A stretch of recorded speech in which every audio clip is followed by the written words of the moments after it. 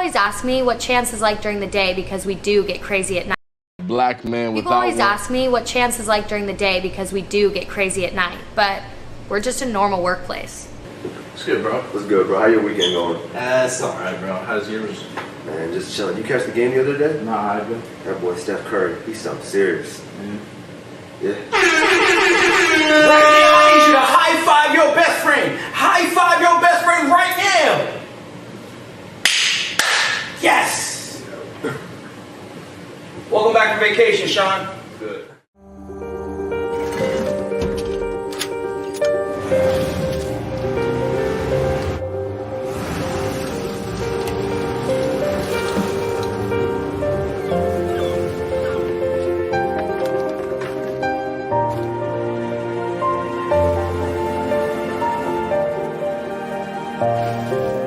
Make more good in the all-new Sportage X-Pro. Kia, movement that inspires.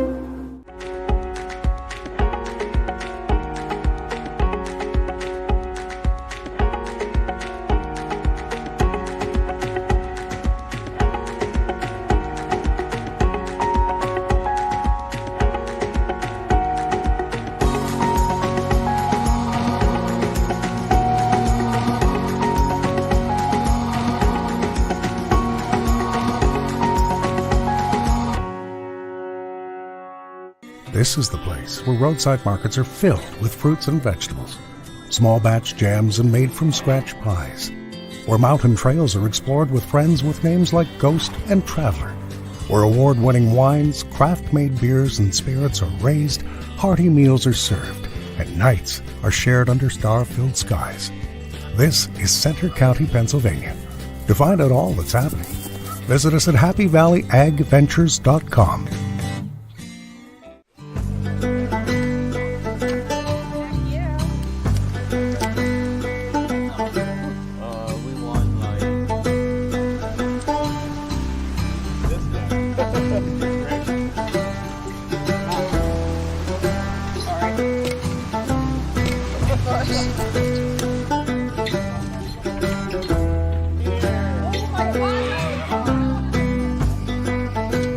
Hey, Penn State fans, it's game time, and Sionka is hitting the field with 40 dealerships and 25 franchises in Pennsylvania and New Jersey. That means more choices and the perfect new or pre-owned vehicle priced to fit your budget. Plus, factory-trained service experts are just minutes away, and you can feel confident you're doing business with a family that treats you like family. We're a proud partner of Penn State Athletics and preferred auto dealer of the Penn State Alumni Association. The Sionka dealerships. Experience the difference.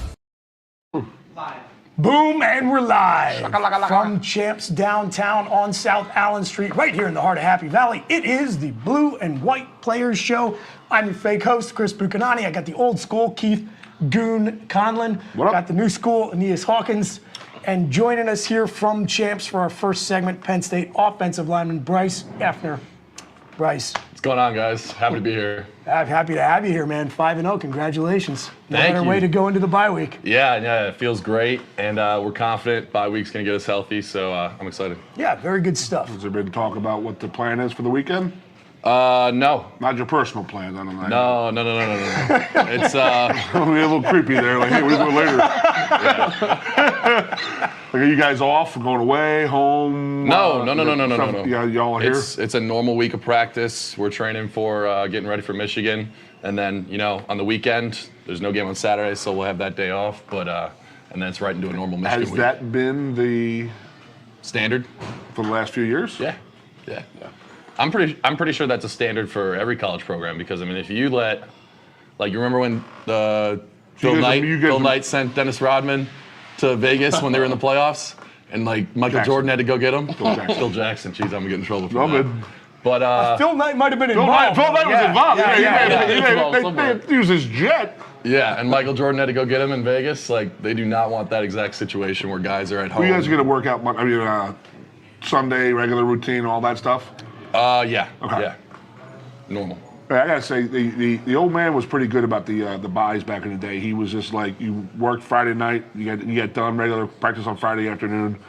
But what they normally did was Tuesday. He usually probably gave you like a Sunday, Monday, Tuesday off just to get off your feet, hang out, do schoolwork, stuff like that. And then like nice. Wednesday, Thursday, Friday, it was like he would have like the scout team guys. They would just beat the crap out of them and have those guys practicing while you guys were healing up, all the starters and stuff. Take Saturday, Sunday off, and Monday morning was ready to get back into the routine because he was always about the family. To get home, see your families, go see your high schools, this and that. But I could definitely see James's side of it, and that being like, we're not going to change our routine. But one of the things I've said about James this year is he is actually learning from a lot of the issues and mistakes that they've had in the last few years. And I did see that he did say he's going to change a few things for going into the bye week because he doesn't exactly have a great record in post-bye weeks. Yeah. You would know number-wise. I mean, it's not good, right? It's not. Yeah. I don't walk him right into the mind. No, but I was on his coach's bye week. No, but I was interested to see if he had given you guys any kind of a little more time off or a little more time in the office. Has it been different than the last couple of years? We've addressed it, and I think it's kind of everyone's understanding that that's not going to happen. Like it's a mentality, and you can't just go into it like, hey, we're 5-0, like this is great. Like we need to be 6-0. Then we need 1-0. Like that's the mentality, and it's going to change. What Teague said. What Teague said about the whole senior, it's a well-led, it's a player-led. It's a very team. well-led team this year. Yes, but it's player-led at that. James has probably had to infuse himself a lot in the last couple of years, where he's probably sitting back a little bit more and allowing the upperclassmen, the team leaders, to take the leadership role because he hasn't had them. In my opinion, you guys could tell me differently. It seems like he didn't have that in the last few years. I can't say about the past few years, but I know this year, we got 3 guys on the team that are 6 years at this point, just with the COVID year. Yep. And I mean, you don't come back for a 6th year to kind of repeat the same thing you did your 5th year. You know what I mean? So there kind of was a clause, I would say, with those guys talking to them and their teammates about coming back. Like, hey, if I'm going to come back, like things are going to change. Like we're doing this, we're doing this. And I think like everyone's kind of embraced first time that. I heard that, man. Yeah. That's pretty good. Yeah. I like to hear that. It's a respect thing too. Like they don't need to tell us that like, hey, we need to do better this year. It's like, well, we try to do our best every year. Yeah. But there's a respect thing where it's like, these guys are coming back for a 6th year to help us. And it's like, if we don't give them our best effort, then like, what does that show for the guys below us even? You know what I mean? Nice answer. That's good perspective. So to step it back a little bit, Bryce, can you just give the audience a little bit of your background and tell us about the path that got you to Happy Valley and Penn State football? Ooh, oh yeah, all right. So I was born in Aurora, Illinois. It's the suburbs outside of Chicago. Wayne's World is exactly what I thought of. Yeah, I actually got that 2 days ago. They were like, someone was like, Wayne's World's from Aurora, and I was like, I did know that, and they were like, yeah, cool. No one else does though. No one else, no. Just your old creepy Goon and Booch over here. Yeah. They just didn't know it. No clue. No clue at all. That's why you're new school. Yep, no doubt. Yeah, but I went to Mattea Valley High School. It was kind of a close to brand new high school by the time I got in there. I think it was 9 years old, maybe 10 years old, the entire high school. And we had a decent football team. I made varsity my sophomore year. My junior year, actually, which is crazy, is Peyton Thorne, QB from Michigan State, was my high school QB my junior year. Jaden Reed, the star wide receiver from Michigan State, he was our wide receiver my junior year. And then I was playing offensive line, obviously. And we went 3-6. Wow. Yeah, so that's gracious. I must have been the defense. Yeah. I'm guessing. Come on. And sometimes people would come up to me and be like, "What's going on?" I'm like, "Listen, man, like I block." Like, was the league that good, or you guys just? I believe we were the toughest conference in the state of Illinois, the DVC, DuPage Valley Conference. I do believe that was the toughest conference. But then Peyton and Jaden left my senior year and kind of, went separate ways to a different school, and I stayed, and then we had a not-so-stellar senior year. But after that, Penn State, during the whole process, you know what I mean, Penn State reached out to me, and I visited, and then the day after, they gave me an offer, and they were the first Big Ten team to give me an offer. And I give a lot of credit to that because, Penn State offers you, and then kind of the other schools follow, because maybe we weren't looking at this good. What did we miss? Yeah, what did we miss? And to me, I was like, well, Penn State didn't miss anything. Like, Penn State saw me for who I was and my potential and, gave me the offer. And these other schools kind of followed. So immediately I was like, all right, I got to go with Penn State. And then I got here, redshirted my freshman year, didn't really see the field until like my third year, which was like mostly special teams. And then stop right there. Yeah. But that's normal. That is, yes. That is normal progression. Very progression. Very normal progression. It is. That's how it should be. Yeah. Because me and Chris talk all the time. We've been doing this for a few years now.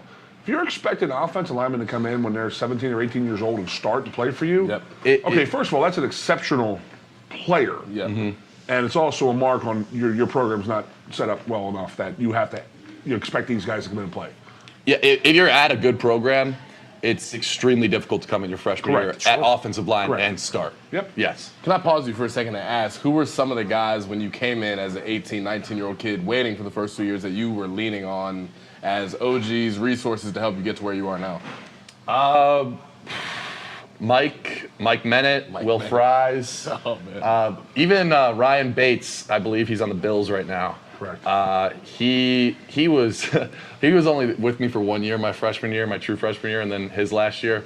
But I mean, he was like scary. He was like big. I think he was like 6'5", 320. Terrifying. And I mean, like just hair. Like just hair everywhere, like hairy chest. Yeah. Like I'm not that hairy either. So like I'm not that hairy. I would come into the locker room and like we'd be like talking and shit. Can I swear? Sorry. It's a live stream. You're good. Fire away. Yeah. Sorry guys if I can't. But and I mean like he would just intimidating because I come in like scrawny. I think I came in like 260 too. Like I was not a big guy. Dude. And yeah. You're like my prototypical what we should be recruiting. And I have said this many, many times. Man. 260 to 270 as a high school 18-year-old.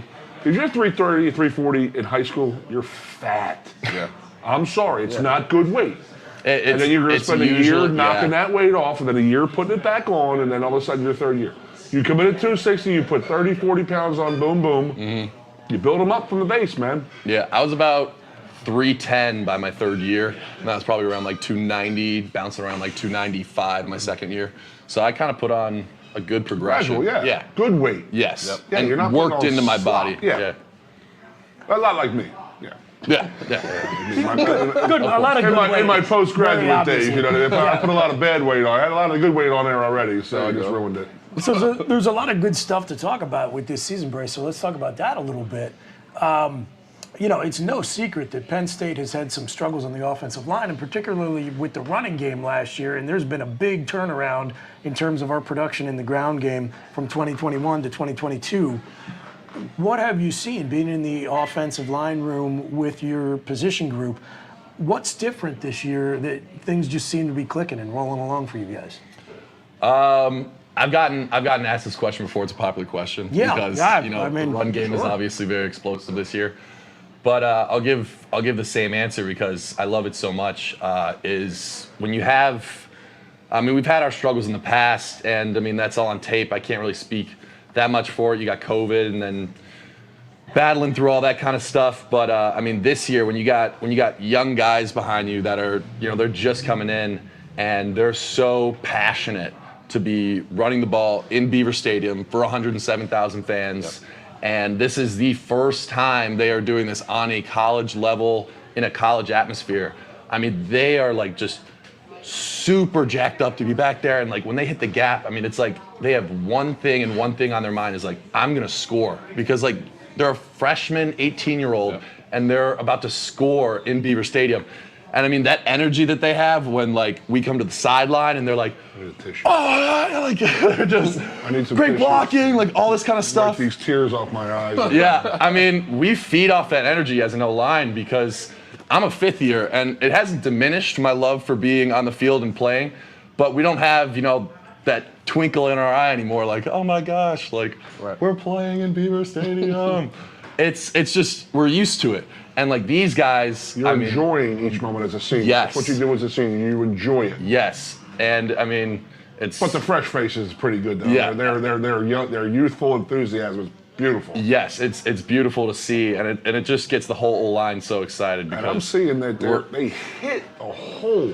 Oh my God! Yeah. Man. I mean, I don't know if it was a coaching thing last year to sort of have like a delay, and then like as an offensive line like take them where they want to go type of thing? It seems like you guys are coming off the ball this year more. And these guys are hitting the hole a lot more. Like we always talk about Saquon.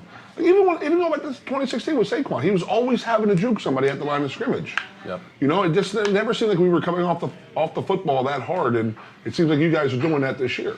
Yeah, I mean, we're coming off the ball aggressive because I think there's kind of a chip on our shoulder now. I think you guys have a lot more intelligence, too, in what you're doing. Yes, yeah. And there's always that thing as an offensive lineman. If you I always, Chris does a radio show with me, and I always say it constantly. If you're going to make a mistake, make it 1,000,000 miles an hour. Yep. Just go hit somebody. Yes. And it just seems like the past few years, have always been like guys who are like, and they don't know where they're going, and it's like, and you look horrible. Yeah. And so, buddy, off of that, we had your boy Nick Dawkins on the show a couple weeks ago, and he mentioned how people are buying in to Coach Troutwine's culture and his coaching points more so this year than they have in the past. Have you seen that? Have you seen that positively affect the run game this year? No, I was absolutely going to bring that up because I think Troutwine's focus this year has, one, kind of also been like the chip on our shoulder, like, hey, that's not who we are. Like, let's show them who we are. But the second thing has kind of been more of a broader understanding of our run game. Like, why, like, what are the running backs looking for them to hit that gap? Like, what do they want to see from a behind us perspective? Like, they want you to make a decision so they can make that decision. Exactly. You're indecisive, they're screwed. Yes, yeah. And then Cliff, like, if he has a guy hot off his edge, like, does that mean he's throwing it? Does that mean he's handing it off? Like, what we need to know these things sometimes, because if I know, for instance, if Cliff is hot off like this defensive end because, we're going this way and no one's blocking him and he's going right in his face, then I know that, like, he's throwing maybe like a slant route or whatever it is, like right across from us. And if I know that, then I can be more like vertical in my power steps and get like right to the backer instead of maybe waiting for like a defensive lineman to come over across the line or something. And like, if you just know those things, which you don't need to know to play offensive line, it just helps the run game and everything else more. And I think that's kind of been a big focus for us. I have tears running down my eyes right now. So I gotta let you know, you won the Goon game ball for that Purdue game, going there late. Oh, thank you. Thank you. Yep. You stepped up and you showed a lot of you know what, and you fought and you made it happen. It's got to help. You got to respect that, man. It's got to help, too, having the consistency of being in the same system in the second year and second year of Mike Yerson. Last question I got for you, Bryce, before we jump to a break, is I got to ask about this past Saturday when you're playing in basic monsoon conditions. My gosh. Now, he tells me that's an O-line lives for that. So talk about playing in the rain a little bit. I want to go out there and eat dinner in it. It was beautiful. I'd say that's probably in my top 5 games, probably my number 1 game. Awesome. I really wish we won it because it was such a well-fought game. Was last year against Michigan State in the snow. Yeah. That was such a fun game to play. And then you get in the locker room after, pretend like there's no winner or loser. You get in the locker room after and you're like, man, what a fun game you just played. And then you look at the quarterback and he's like, that was awful. Like, I couldn't do anything. Every receiver's all pissed off. They're taking their gloves off. Their fingers are cold. They're like, man, I didn't catch any balls this game. And then you talk to the O-line, it's like, oh, dude, like, I punched him and like he flipped over him and then you slid over there. And it's like you're playing in your backyard again. Like, it's Troutman awesome. has been telling you all week about the middle linebacker or outside linebacker. Oh my God, he's the fastest player you're going to see all year. It wasn't this week. Not in that game. Not this week. No. Good luck with that horizontal movement, buddy. I absolutely love it. My last game at Penn State, we played, and Chris can attest to it. We played it in the Outback Bowl against Auburn, and I'm not lying to you. It was the most rain I've ever seen in my life in a 24-hour period. It just never stopped, and they were just young guys, and we were old dudes, and just it was we pummeled them. Yeah, well, for it's the greatest thing in the world. For 27 years, that was Penn State's largest margin of victory over Auburn. But there you go. Very nice. Sorry, Goon. That's a record you like to see broken. Yeah, I love seeing it broken. Yeah, absolutely. Because I called it. So, Bryce, 5-0. Great way to go into the bye week, man. We appreciate you joining us. We're rooting for you. Good luck. You're heading out to Ann Arbor in 2 weeks and on the rest of your season. Thanks for being with us here on the Blue and White Players Show. We've got wide receiver Mitchell Tinsley joining us on the other side of the break from Champs Downtown. Stay with us. We will be right back. People always ask me what Champs is like during the day because we do get crazy at night, but we're just a normal workplace. It's good, bro. What's good, bro? How your weekend going? It's all right, bro. How's yours? Man, just chilling. You catch the game the other day? Nah, I haven't. That boy Steph Curry, he's something serious. Yeah. Right now, I need you to high five your best friend. High five your best friend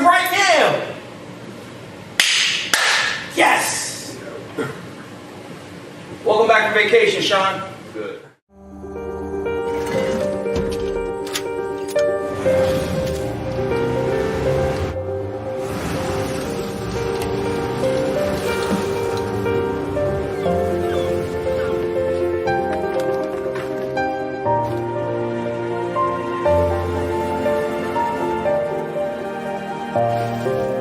Make more good in the all-new Sportage X-Pro. Kia, movement that inspires.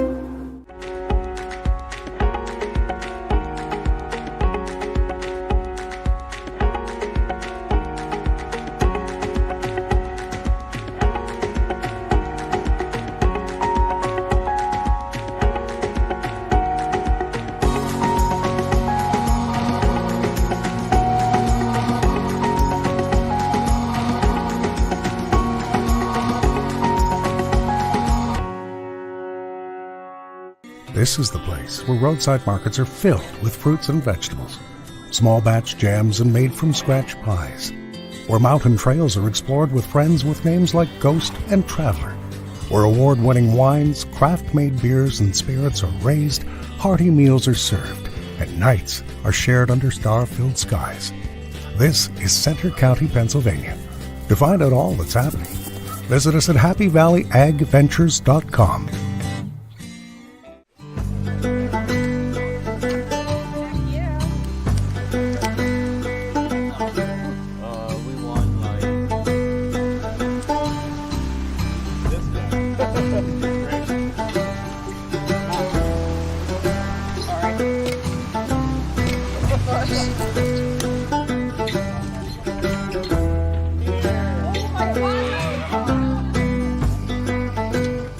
Penn State fans, it's game time, and Sionka is hitting the field with 40 dealerships and 25 franchises in Pennsylvania and New Jersey. That means more choices and the perfect new or pre-owned vehicle priced to fit your budget. Plus, factory-trained service experts are just minutes away, and you can feel confident you're doing business with a family that treats you like family. We're a proud partner of Penn State Athletics and preferred auto dealer of the Penn State Alumni Association. The Sionka dealerships. Experience the difference. Welcome back, everybody, to the Blue and White Players Show, coming to you as we do at 6 p.m. on every Monday night, live from Champs Downtown here in the heart of Happy Valley. We are bringing you the story of Penn State's 2022 football season in the words of Penn State's players themselves. We're giving you the old school, new school, same school perspective with Keith Goon Conlon and Aeneas Hawkins. Joining us now on the show, Penn State wide receiver Mitchell Tinsley. Mitch, thanks for being with us, man. Hey, I'm glad to be here. I appreciate you. Yeah, man. Congratulations, 5-0. Like, you can't get too much better. Not too much to complain about. We're off to a great start, for sure. You know, we're just going to keep it going.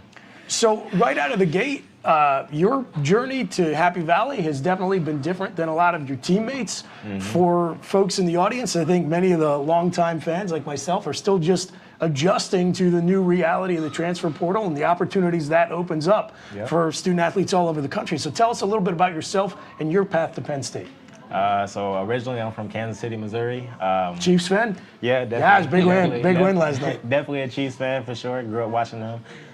So, you know, I always grew up playing football. You know, I kind of took a little break when I first got to high school. I didn't end up picking it back up until my senior year. So I picked it up my senior year. You know, played my senior year. I didn't have any offers out of high school, so I ended up walking on to a junior college and worked my way up from there. I ended up getting a few offers out of there, and then I went to Western Kentucky, and I spent 2 seasons there, and then now I'm here for my 5th year. So definitely. So he's still cold from Saturday. Mr. Wide Receiver. Yeah, see, I knew you were going to be real excited to have the offensive lineman. The offensive lineman here. We were breaking bread over here. The wide receivers show up. He's like, it's a little cold in here. Don't let him play with you like that. Don't let him do that to you. All right, well, I've got all kinds of questions. But I love it, man. But since he brought it up, and we did just always ask Bryce, in the locker room, though. Can you talk a little bit about what the experience was like playing those conditions on Saturday? Because I know it was not a whole lot of fun for, God bless them, the fans who stuck with you guys. But talk about playing in those conditions. I mean, at the end of the day, one of our coaches, or Coach Diaz, he had made this speech, you know, in the team meeting room about, you know, us being, football players first. And I feel like, that's the mentality we got to have. You know what I mean? Some people go out there, whether you're a running back, a receiver, whatever. You know, you want to be that position. You want to be whatever. But really, you know, we was out there having fun. I feel like at the end of the day, it's the most fun. It's a game that, you know, everybody wishes they can be in that type of environment. And I feel like for us, you know, it was just one of them days that, like, you know, like, yeah, we're not gonna get as many targets as, you know, we might like, but, you know, at the end of the day, we're playing the game that we like to play, and, you know, we having fun with it. So it takes you back to like when you're a little kid playing outside in the rain and the snow, just having fun out there. I saw you out there with the no gloves. My respect level went up times 10 with the no gloves on. But it's got to be fun out there. Yeah, for sure, for sure. I mean, at the end of the day, you know, we're just playing the game that we've always played it, you know, since Tyler, I mean, basically. So, I mean, at the end of the day, you know, we had a good time out there. You know, it was an ugly win for sure. And, you know, there's a lot of things we got to clean up. But for the most part, I mean, we had a good time out there. Got to win them. Yep. Every season, when you got an ugly game, you got to win them. But I mean, that's the great equalizer is the weather. Like I was just saying the last segment, and it stinks for you guys because it takes you out of your game completely. Yeah. But would you consider yourself a mutter? Yeah, for sure. If I have to be, I'm gonna do whatever. Mutter's a mutter, you know. Whatever it takes to help the team win. You know what I mean? I feel like that's, you know, why. No, but did you feel like you were?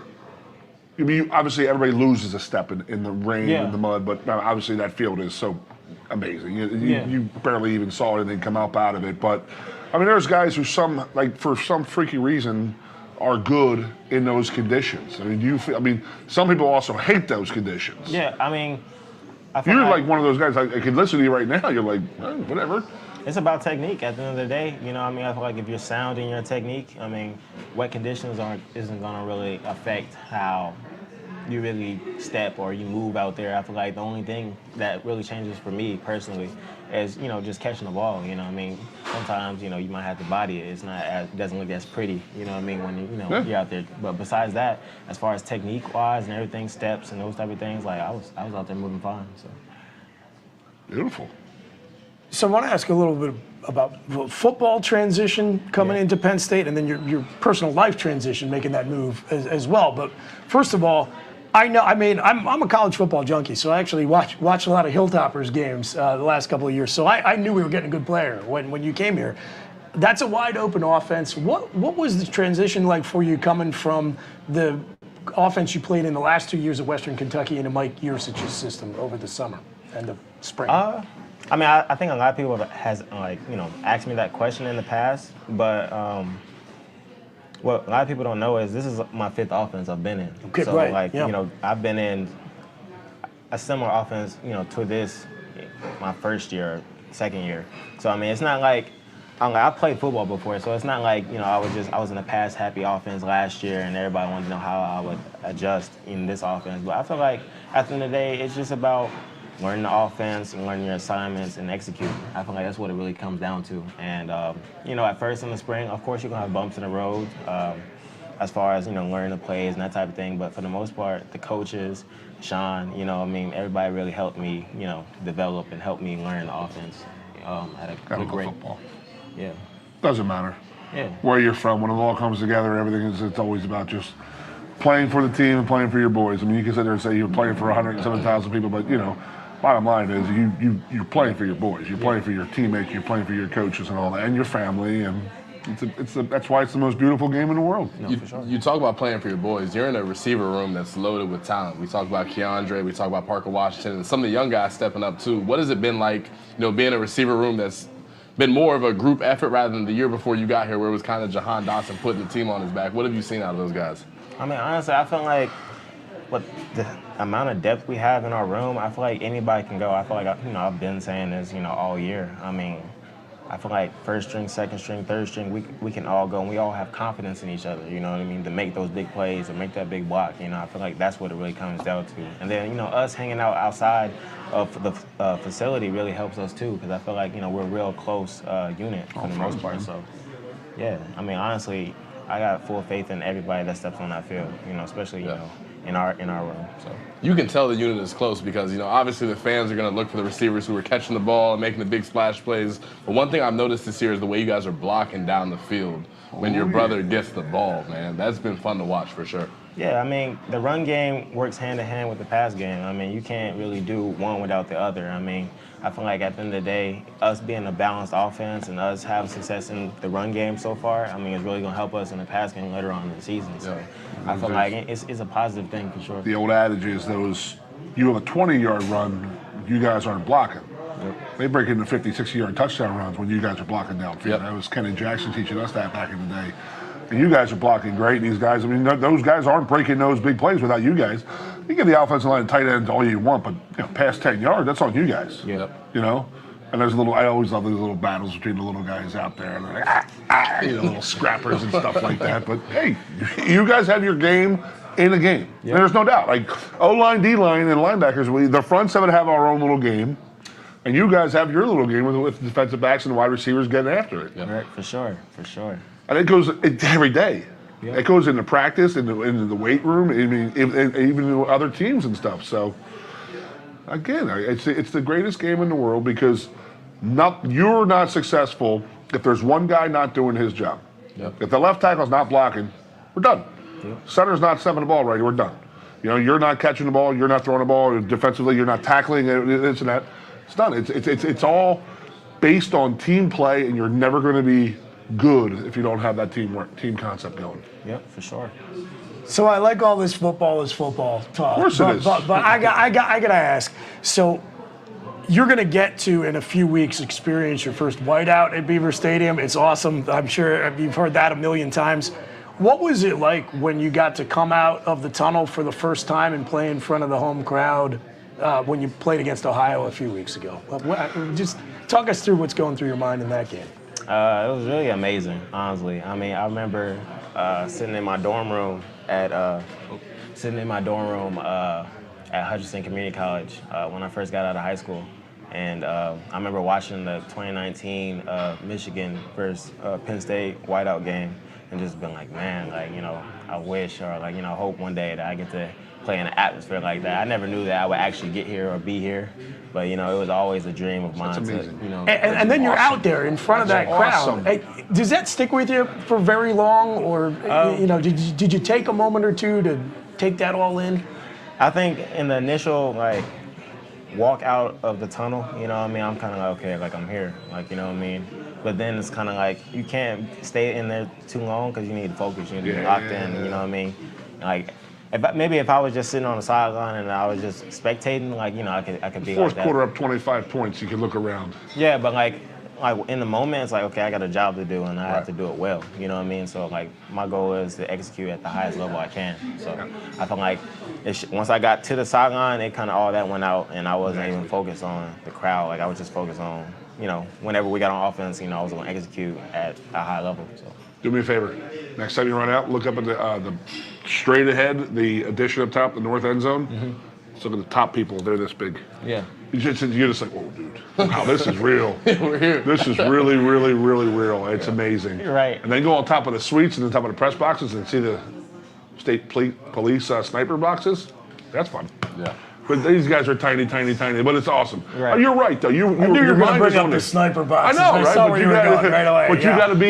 You're running out in the field, and people are like, "Oh, what's it like?" And this and that. You're like, it's amazing, and it's like you get all whacked, you're jazzed up, and they're ready to go. Right. But if you get too emotional, you're screwing yourself for the game because you got to be ready to play. You got to be ready to go in about 15 minutes after that. Yeah. You don't want to go too high, too far out of the game because you still you still got a job to do. Yeah, for sure. I feel like for me, I had to play with a sense of calmness. I go out there I need to be pumped up, I need to be ready, but I need to be just focused on what I'm doing and just calm and just being able to just execute. I feel like that's when I play my best game, was when I'm calm and I'm just kind of relaxed in a way, but not too relaxed, but relaxed where it's okay, this is the play we have and let's do what we got to do.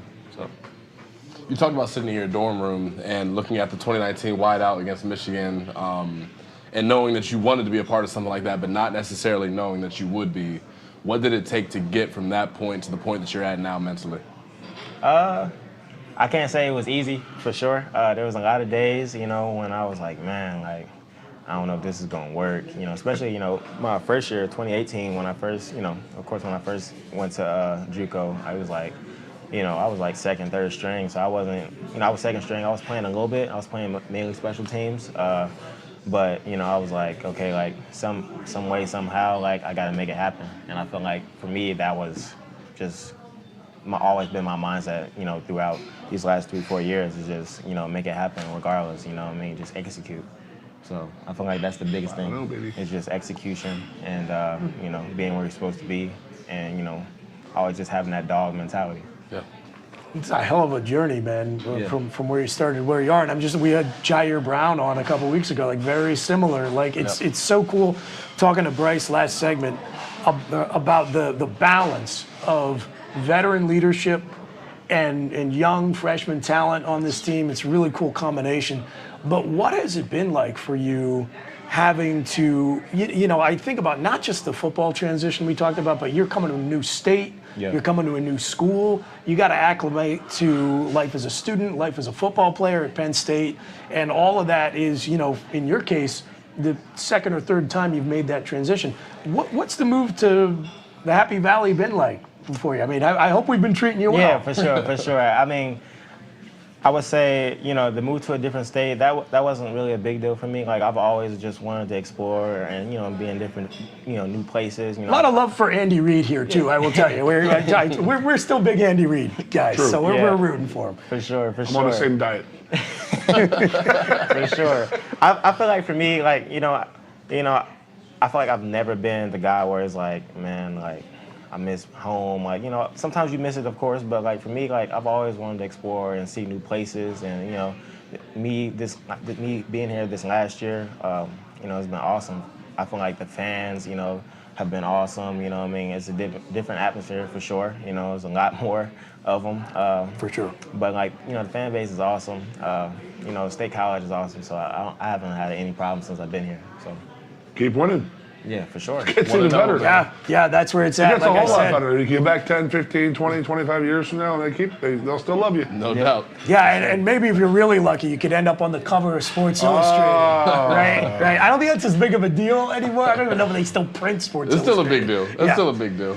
So, Mitchell Tinsley, wide receiver for the Nittany Lions, man, we really appreciate you joining us. Congratulations on a successful start to your season. We're going to be back wrapping up the Northwestern game and looking ahead to what's going on over the bye week and playing BYE this week. And BYE's good. Loaded slate for the Nittany Lions on the other side of that bye. So stay with us here on the Blue and White Players Show from Champs Downtown. People always ask me what Champs is like during the day because we do get crazy at night, but we're just a normal workplace. What's good, bro? What's good, bro? How your weekend going? It's all right, bro. How's yours? Man, just chilling. You catch the game the other day? Nah, I haven't. That boy Steph Curry, he's something serious. Yeah. Right now, I need you to high five your best friend. High five your best friend right now. Yes. Welcome back from vacation, Sean. Good.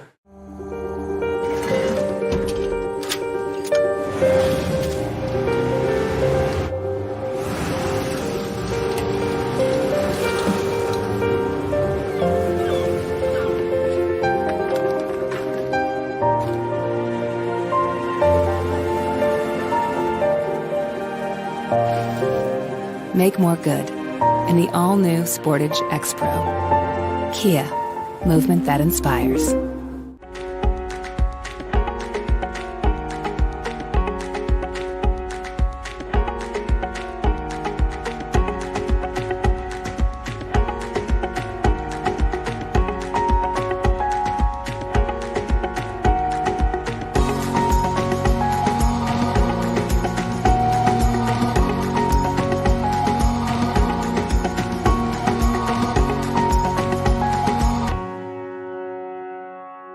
This is the place where roadside markets are filled with fruits and vegetables, small batch jams and made from scratch pies, where mountain trails are explored with friends with names like Ghost and Traveler, where award-winning wines, craft-made beers, and spirits are raised, hearty meals are served, and nights are shared under star-filled skies. This is Center County, Pennsylvania. To find out all that's happening, visit us at happyvalleyagventures.com.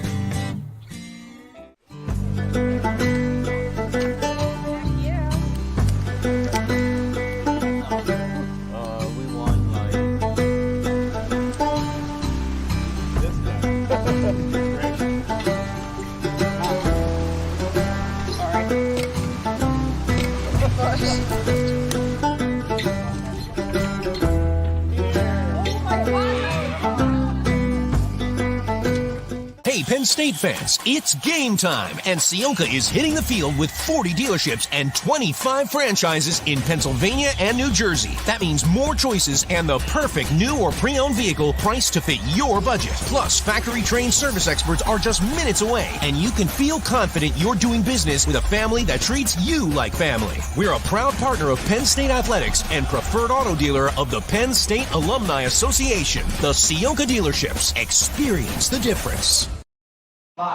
Hey, welcome back, everybody, to Champs Downtown. We're coming to you live, as we do, on the social feeds of statecollege.com and Onward State.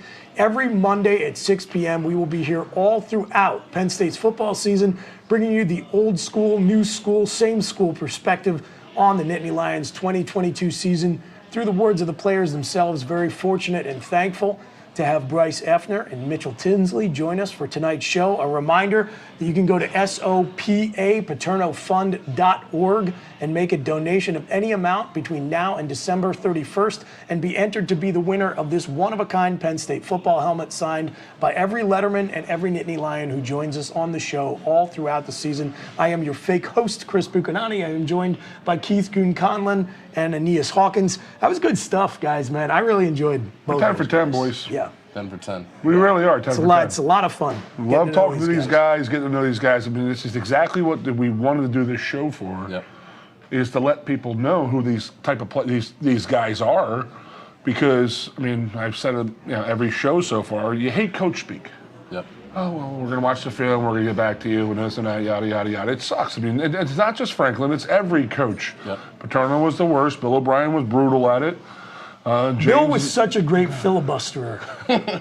That guy could talk for 2.5 minutes and not answer the question. I think he was too smart, but he was ridiculously smart. Yeah. He was up here working around your head. But I mean, getting to know these guys. I mean, Aeneas, you played with these guys. Yeah. So seeing these guys, it's cool for Chris and I to see these guys on that level, get to know these guys on that level, and then especially the listeners, the viewers who could get to see these guys and get to know them a little bit better. Yeah, well, I know we have fans here who love Penn State football, and they love these players, but it's hard to really get to know them or get to understand the culture about what's really going on in that locker room and in those meeting rooms and on the field without really getting to hear them speak. So now to be able to have them come on the show and share their experiences. I mean, hearing Mitch talk about his journey and sitting in that dorm room watching that 2019 That's pretty cool. That's awesome. That's the insight that you don't necessarily get to see all the time. So I got a question. Yeah. When was your Penn State epiphany, or did you ever have that type of epiphany? I'm an Ohio kid, right? So I was born and raised in Ohio. We don't talk about this. But follow me. We don't. You're from Southern Ohio. It's okay. I'm from Southern Ohio. Different. From Cincinnati. I always grew up. I couldn't stand Ohio State. I was always a Cincinnati Bearcat fan. 2016. Yeah, good man. Good man. 2016. I liked you. I watched Penn State beat Ohio State at Beaver Stadium. I couldn't make the game because we had a bomb threat at our game before, so we had to move ours in high school. Couldn't make the game, but regardless. These are the stories you just don't get normally. Yeah, right. But either way, saw him beat Ohio State, and in that moment, I'm like, man, where else do I want to be? I had already met Coach Franklin, loved the staff, and that was it for me. I started coming here in '83 with my older brother, so I was born and raised on this stuff. That's why I think about tailgating so much, because that's what we were doing when I was a little kid. I was like, man, I want to play on that field, but I also want to tailgate afterwards. So, I know we're at the halfway point of the season. We're going to the BYE weekend, and I just feel like this show is exactly what we wanted it to be. Mm-hmm. It's doing exactly what we want to do. Everybody I talk to, people come up in the parking lot and they say how much they like it, how much they love the show, getting to know the guys a little bit. I mean, think about this. Football players, you don't know what they look like. Yep. We got masks on. Yep. You know what I mean? You don't normally see the guys with that there. That's a good point. In their street clothes and stuff like that. And seeing these guys like that, and they're 21, 22-year-old kids, and it's just great. I mean, they're all well-spoken. I have to say that. It's 10 for 10 right now on how well-spoken these guys are. They all look you in the eye and shake your hand. Yep. I noticed that a few years ago, and I always say that, that was one of Joe's things. He raised you to be a man. And we are in good hands with James Franklin when it comes to creating. I was just going to say that. Creating very, very good men for the next generation to be our leaders. And, he's doing a hell of a job. And in this era, every coach is not making that a point of emphasis. No. They're not making a point of They emphasis. don't care about the players. I think that James does actually care about the guys. I think that's the biggest key. And really, it's how they win a lot of these big recruits to come to Penn State, because they sell the parents on the idea that, hey, we're going to develop you not just as an athlete, but we're going to make you a better man by the time you get out of this thing. And it's being proven by the 10 guys we've had on the show so far. Yeah, and I will say, as a long time Penn State fan, alum, the whole 9 yards, there is a lot of fan gatekeeping that goes on with the internet now. Like, who's a real fan and who's not.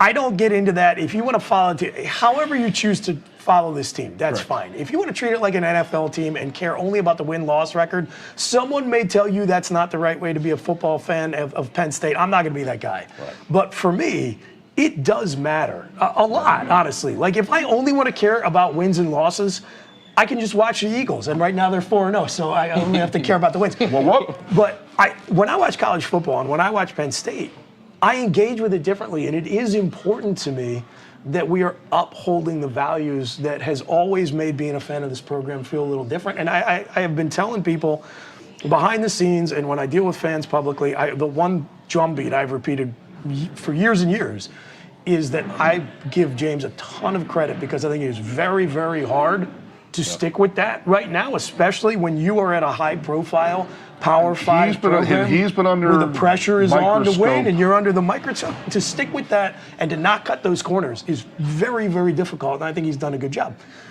One of the things I think is interesting in Aeneas, now having had 5 weeks of being able to talk to 2 different guys every week, is I'm even more acutely aware of how the environment around the game has changed a lot recently. Like, you played for Joe, who was notoriously closed down when it came to players being able to access the outside world, really, but definitely the media. I covered the team while Joe was a coach for a long time.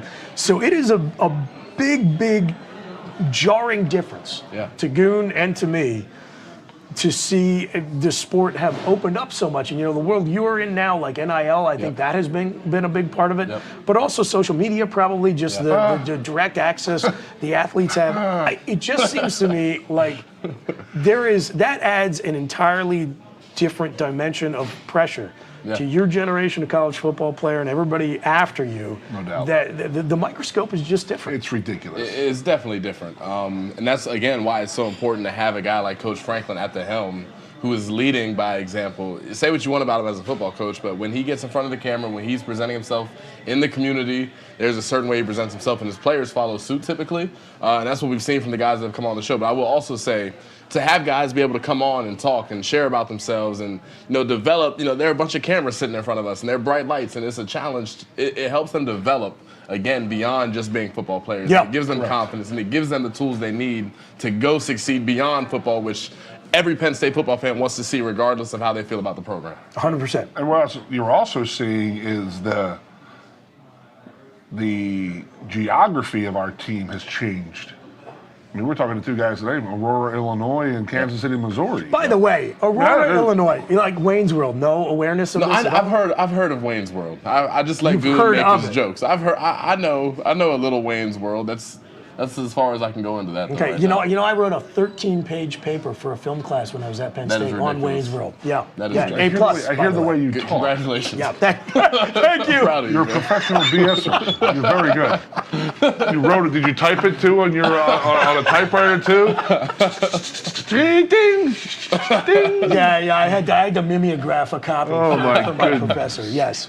Hey, give me a Xerox of this real quick. I got to make a copy. No, but for real, I did actually have to put it on. This is a true story. You really doing a dissertation page on 13 pages on Wayne's and I had to do it on I had to hand it in on a floppy diskette. That's like the old. Not the real big ones. Okay, the zip drives. No. Like the little 3.5-inch diskettes. Yeah. Oh my God, I didn't even have that. I must have missed that part. Yeah, I don't think they let you use computers when you were in school. I really did have typing in high school. I had typing it's a different era, man. All right, I want to get you guys out of here. It's the bye week. That's my Wayne's World. I mean, what was the book? What was the paper about? Al Bundy? We don't have time. The audience isn't interested. Yeah, I'll tell you afterwards if you're really curious. That's behind the paywall. You get to read my range behind the paywall. Yeah. Okay. Patreon. So, all right, boys. Just to get us out of here, first of all, give me your takeaways from the Northwestern game. Aeneas, go. Yeah, want to see him clean up the turnovers, obviously. Want to see the offense play a little bit more consistently when things maybe aren't going their way, and that starts with Sean Clifford, and he knows that. So looking forward to see how they correct these mistakes. The turnovers to me were like it got like so comically ridiculous that at one point or another I felt like I'm not even going to worry about this because they've been so good with ball security, not just this year, but for years prior. I'm not worried about it. Do I really think like this is going to be an issue? Coach Franklin harps on it so much, and the players take it so seriously. Right. I think it was really a fluke, to be honest with you. But again, Michigan is going to see it on film and look at it as an opportunity for them to go win the game that way. So I do want to see him clean those mistakes up regardless. Yeah. Very good point. Interested to see how we come out 2 weeks from now after this bye week, if we improved our off week scenarios and how we play a week later. I think we will. I think that we have really improved a lot in a lot of different facets in this game and in this season. The turnovers things I'm okay with. I mean, it feels like we're making an excuse for each game though. Central Michigan was a hangover game. This game was the weather. But if we're not ready to go in 2 weeks, Michigan will absolutely knock our blocks off. Yeah, no doubt. We have had some rough trips out there. Yeah. Well, other people have had.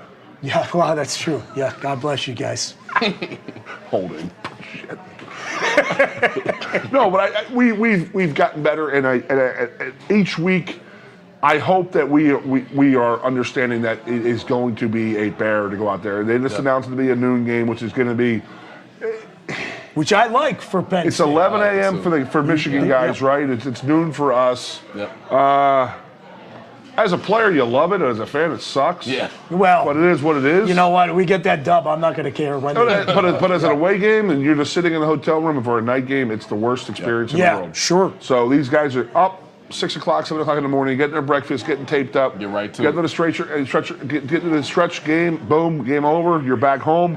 First beer champs at 7:05. 7:05 on the dot. Woo! So here's what I liked from last week. In order to go 5-0, we went 5-0. That's 5 turnovers and 0 points allowed off those turnovers. Well, that is what is really keeping us in there. Do you know how many yards they got off those? 5 yards. You yards. tweeted that, right? Eight it was unbelievable. yards off 5 turnovers, and then that goal line stand, which to me, you think it's Manny or you think it's the players? Do you think it's the new system or the players? I think the answer is yes. I think it's both. I think it's both.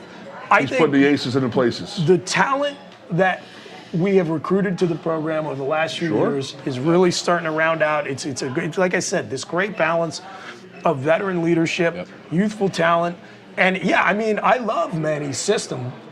It was, it's like every week there are 2 or 3 guys who stand out to you, and every week it's 2 or 3 different guys. That's good. Other than Jair, who's great every week. Every week. Yeah. No doubt about it. So I love that, and man, I think about that Michigan game, and what have you talked about? The '94 season. It was such a big deal to make the trip out to Michigan because you had started the last 2 seasons 5-0 and lost the 6th game. Yep.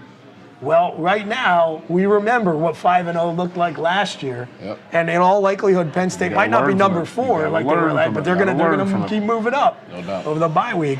And so this is a big opportunity. And we complained about having to go to Purdue and having to go to Auburn. I wouldn't say we're complaining about it, but it was just like we were watching Michigan play the worst out-of-conference schedule in the history of college football. Yeah, it was pretty bad. And then you're going out there, you got a tough game at Purdue, a tough game at Auburn, squeezing 2 max outside of that, and then you open with Northwestern. You wish, as you're watching Michigan, you wish you had a couple cupcakes out there, but I'm happy that we've gone through those 5 games right now. Battle tested. They're battle tested, and I think they're ready. They're not going to go into Michigan and be scared. I know that. I mean, that's just not how we are. We're not built like that. Right. Whether we could be 0-5 or we're not going to be intimidated going out there. And if anybody thinks that our players are or ever have been, you're crazy. It's not. That's not a thing. But I love the fact that we are tested, and it's on them. They're the ones who have not been tested, in my opinion. We're going to watch this Indiana game this week and see because this We talk about the T word the last couple of weeks for Penn State. This Indiana game for Michigan is a monster trap game. Yep. A monster. Yes, it is. You know they're not looking. They're looking at Penn State next week. They're looking at that noon Everybody in matchup. that building is thinking top about Penn State. top 10 matchups, and they're going to overlook Indiana. I guarantee you. Yep. And that is what it could happen, man. Just hear me out. I mean, it might happen. Michigan may go down this week to an Indiana team. I think if you can go out to T-word, I understand game. it's a nooner, but if you can go out to Kinnick and handle that defense, I don't think you're going to get. It's not their defense I'm worried about. It's their offense. Yeah, well, right. No, but my point is, I understand the whole trap game logic. I'm not buying it. Then again, I was doing a live show with the Montalto campus tailgate, which fortunately was under a roof on Saturday, and I said I thought for sure, or damn near for sure, Penn State was going to have a trio of undefeated opponents over its next 3 games. You saw what happened to Minnesota. Yep. Who's Minnesota got this week? I couldn't tell you off the Did top they of my get head. caught into a trap last week? I don't know what Purdue's to that team make was of going to Purdue. snap up and jump. Yeah. They're just like Northwestern, but I don't know if Northwestern has the horses to actually snap up and bite somebody's ankle this year. They stink. They needed a hurricane to even have a shot against Penn State. And a lot of eye black. A lot of eye black, and that's all they have. Yeah. That's what wins football games. All right, well, good stuff, guys. I am going to get us out of here. Good stuff. Yeah, Goon, Aeneas, good show. Let's get a good BYE weekend, man. Yeah, we will be back next week, Monday, 6 p.m. from Champs Downtown. It's the Blue and White Players Show. Catch it every week on statecollege.com and Onward State. Enjoy the bye week, folks. You can relax. You can have fun. Nittany Lions are 5-0. SopaPaternofund.org. Make a contribution. Win this helmet. We'll see you next week. We are. Boom. People always ask me what chance is like during the day because we do get crazy at night, but we're just a normal workplace. It's good, bro. What's good, bro? How your weekend going? It's all right, bro. How's yours? Man, just chilling. You catch the game the other day? Nah, I didn't. That boy Steph Curry, he's something serious. Yeah. Right now, I need you to high five your best friend. High five your best friend right now. Yes. Welcome back from vacation, Sean. Good.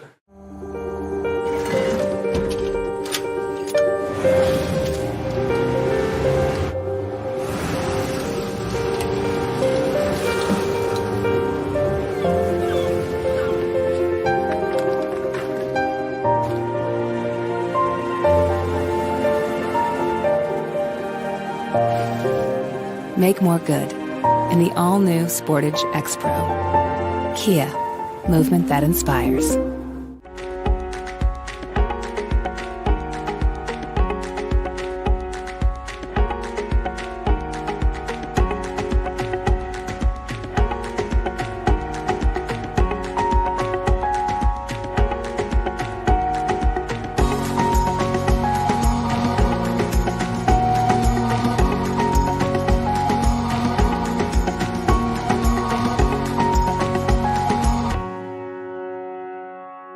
This is the place where roadside markets are filled with fruits and vegetables, small batch jams and made from scratch pies, where mountain trails are explored with friends with names like Ghost and Traveler, where award-winning wines, craft-made beers, and spirits are raised, hearty meals are served, and nights are shared under star-filled skies.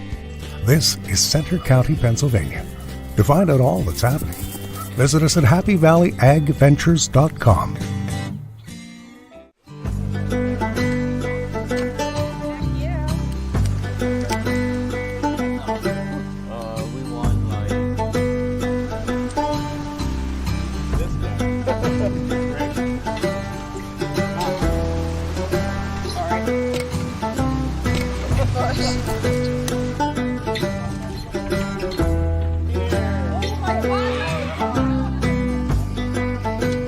Hey, Penn State fans, it's game time, and Ciolka is hitting the field with 40 dealerships and 25 franchises in Pennsylvania and New Jersey. That means more choices and the perfect new or pre-owned vehicle priced to fit your budget. Plus, factory-trained service experts are just minutes away, and you can feel confident you're doing business with a family that treats you like family. We're a proud partner of Penn State Athletics and preferred auto dealer